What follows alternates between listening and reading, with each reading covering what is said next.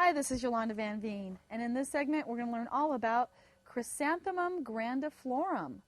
There's many different types of chrysanthemums, but most of the varieties that are used for cut flowers by the florists are Chrysanthemum grandiflorums. This particular variety of Chrysanthemum grandiflorum is called Yellow Nightingale, and it's just one of my favorites. I love the spider varieties because they're so beautiful. And it's thought that most chrysanthemums are derived mainly from the Chinese species of the native Chrysanthemum indicum.